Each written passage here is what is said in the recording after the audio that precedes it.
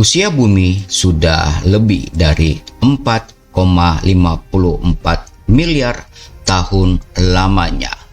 Planet kita diperkirakan masih mampu menopang kehidupan setidaknya selama 1,70 miliar tahun mendatang. Namun, para ilmuwan Oxford University mengeluarkan prediksi mengerikan. Kiamat bagi manusia mungkin bisa datang lebih cepat. Sebelum kita lanjutkan, jangan lupa untuk dukung kami dengan subscribe, like, dan share. Jangan lupa aktifkan notifikasi.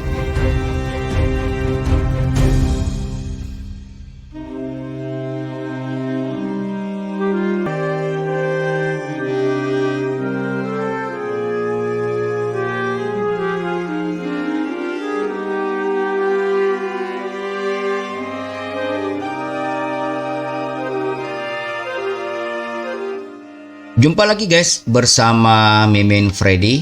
Hari ini senang sekali dapat kembali menemani kalian, dan topik pembahasan kita hari ini yaitu pemicu kiamat bagi manusia menurut para ilmuwan yang ada di Oxford University. Seperti apa? Kita akan langsung menyimaknya guys.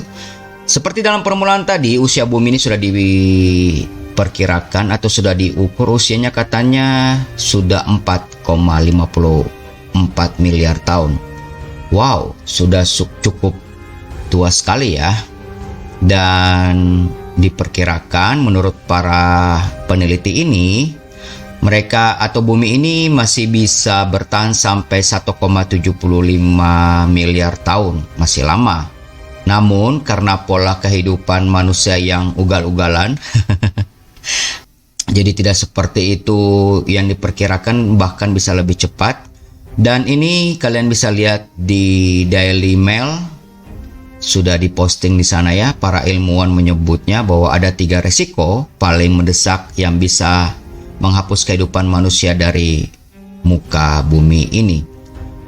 Pandemi atau perubahan iklim ekstrim dan perang nuklir. 3 ini guys yang sangat mempengaruhi seperti yang kita alami sekarang, yaitu pandemi COVID-19.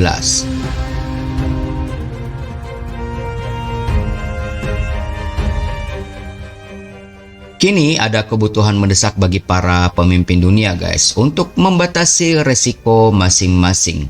Pemicu kiamat yang tadi sudah disampaikan, masyarakat internasional juga diimbau mengakui pentingnya masa depan umat manusia dan melakukan tindakan untuk mengurangi ancaman bagi keberadaan kita. Peringatan tersebut dipaparkan dalam laporan terbaru Future of Humanity Institute yang menjadi bagian dari Fakultas Psikologi Oxford University. Para peneliti mewawancara sejumlah ahli di bidang yang terkait dengan tujuan riset. Berdasarkan hasil wawancara, para ilmuwan menyimpulkan langkah-langkah kunci yang bisa mengurangi resiko eksistensial tersebut guys. Dan menurut laporannya yang dirilis di Kedutaan Besar Finlandia di London, para pemimpin dunia harus merencanakan upaya lebih untuk menghadapi penyakit ekstrim seperti Ebola dan Zika, dan seperti pandemi yang sedang terjadi saat ini guys.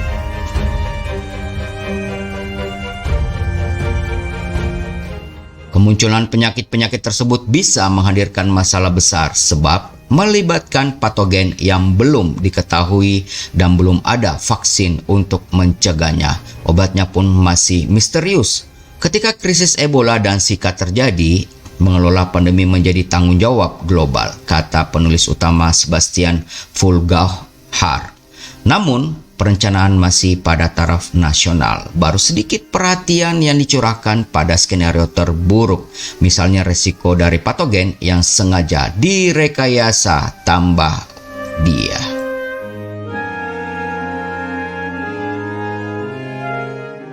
Dan laporan tersebut juga menyoroti pentingnya fokus yang lebih berkelanjutan terkait identitas senjata biologis.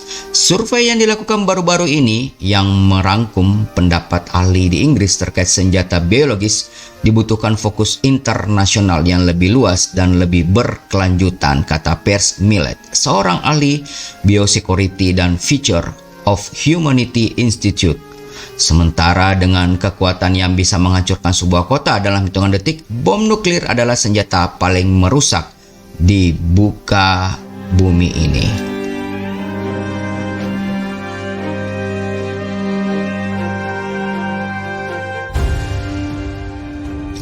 Dan perekayasa kebumian atau geoengineering termasuk pelepasan sulfat di stratosfer untuk mengurangi suhu planet ini dianggap penting untuk mengelola dampak perubahan iklim. Sejak revolusi industri, manusia menjadi tertuduh utama yang mengacaukan keseimbangan atmosfer bumi ini. Para penulis mengatakan perlu adanya perhatian yang lebih besar terkait penelitian geoengineering ini, guys.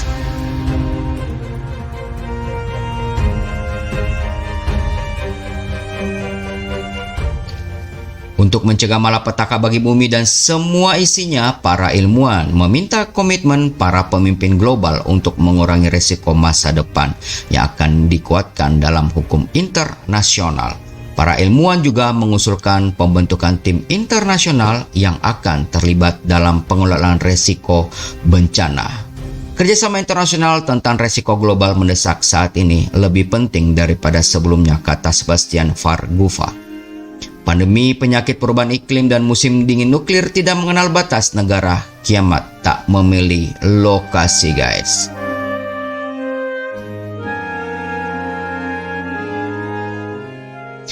Musim nuklir baru digunakan 2 kali sepanjang sejarah di Hiroshima dan Nagasaki di penghujung Perang Dunia Kedua pada tahun 1945. Kala itu, daya ledak bom nuklir yang dijatuhkan di 2 kota di Jepang itu sebesar 20 kilo atau ribuan ton TNT. Sedangkan bom nuklir sekarang ini berdaya ledak lebih dari 70 mega juta ton TNT. Tak terbayangkan apa jadinya dunia jika perang global sampai terjadi ketika kekuatan dunia beradu senjata nuklir, guys. Wow. Aku tak tahu senjata apa yang akan dipakai dalam Perang Dunia Ketiga. Namun, jika Perang Dunia Keempat sampai meletus, pertempuran akan dilakukan dengan menggunakan tongkat dan batu, kata Albert Einstein. Karena sudah hancur di Perang Dunia Ketiga kali ya. Merujuk pada hancurnya peradaban manusia jika pertempuran global sampai terjadi. Bom nuklir memang dahsyat, bahkan sejumlah orang mengatakan para korban yang seketika tewas akibat ledakan relatif beruntung, guys. Tak hanya luka parah dan bahaya radiasi, pada tahun 1980-an, para ilmuwan terkemuka termasuk Carl Sagan memperingatkan bahwa perang nuklir antara Amerika Serikat dan Uni Soviet bisa mendorong dunia ke dalam bencana musim dingin nuklir atau nuclear winter.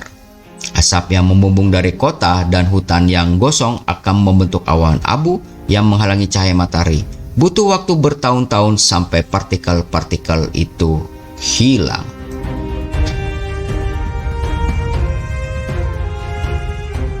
Dalam skenario terburuk diperkirakan 99% dari cahaya matahari akan terhalang selama beberapa bulan. Siang hari temaram bak senja, proses fotosintesis mandek, itu berarti bahan makanan jadi langka. Suhu permukaan bumi bisa anjlok hingga puluhan derajat di bawah normal. Selama bertahun-tahun, bahkan puluhan tahun, cuaca dingin menusuk serasa di kutub utara. Dunia pun lumpuh, tanaman, hewan, manusia kemudian akan binasa dengan kegelapannya, guys.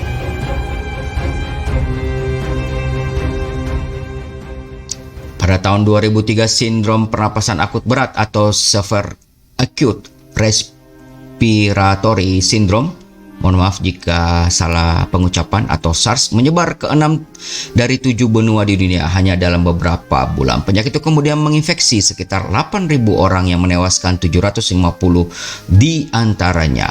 Baru-baru ini, Ebola, penyakit mengerikan lainnya, melanda Afrika Barat. Korban tewas mencapai dari 11.000 orang. Ebola terancam jadi pandemi pada akhir 2014 setelah muncul kasus wisatawan terjangkit setibanya di Amerika Utara dan Eropa. Penyakit yang mewabah bisa menimbulkan terbesar, apalagi jika patogennya masih misterius dan belum ada vaksinnya. Yang paling berbahaya jika muncul satu penyakit sangat menular, namun yang terinfeksi tak sadar telah menyebarkannya ke banyak orang sebelum menyadari bahwa dirinya sedang sakit. Penyakit yang berubah bentuk, yang bermutasi secara cepat sehingga hampir mustahil untuk dicegah dengan vaksinasi. Di dunia di mana manusia bermobilisasi dengan cepat, bisa jadi malah petaka, dan itu sekarang terjadi pada dunia ini guys, yaitu pandemi COVID-19. Kita butuh berdoa bersama-sama untuk menghilangkan pandemi ini.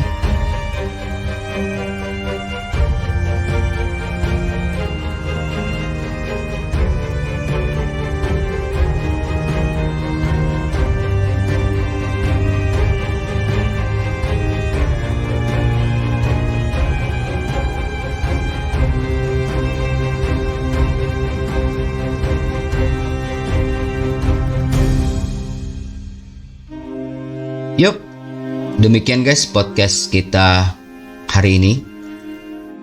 Dan sepertinya artikel ini ditulis tahun 2017 ya. Belum kejadian pandemi COVID-19 ini dan sudah diperkirakan. Mohon maaf, 2017. Jadi memang para ilmuwan di Oxford Universitas ini sudah memperkirakan guys ya. Oke, kita berdoa aja semoga ini dapat berlalu dengan baik dan kehidupan manusia di bumi ini masih bisa terus berlanjut sampai dengan anak cucu kita guys. Kami kembali mengundang kepada kalian untuk bisa menghubungi telepon 089530945819. Bagi kalian yang ingin ngobrol mungkin atau ada sesuatu yang tidak terpecahkan, boleh ceritakan kepada kami. Dan bisa sharing juga mungkin UMKM kalian, atau mungkin pernah terpapar COVID, pengen membuat cerita kepada kami di sini atau kepada para subscriber di sini supaya dapat menginspirasi dan memberikan semangat supaya mereka cepat sembuh dari penyakitnya dan bisa seperti kalian juga. Baik, kami sangat membutuhkan dukungan support kalian guys untuk peningkatan dan perkembangan channel ini dengan mengklik tombol subscribe-nya. Jangan lupa juga memberikan komentar di kolom komentar untuk melengkapi kami dan aktifkan notifikasi. Dan akhir kata, Mimin Freddy mohon pamit. Mohon maaf jika ada salah-salah kata guys. Koreksi dan idenya silahkan tulis di kolom di bawah ya untuk kemajuan channel podcast ini. Tetap jaga kesehatan kalian, gunakan masker, cuci tangan, istirahat yang cukup, olahraga ringan untuk menjaga stamina dan imunitas kalian. Dan jika tidak penting-penting banget guys, tidak perlu keluar, gunakan masker, patuhi protokol kesehatan. Sampai jumpa pada podcast berikutnya. God bless you all.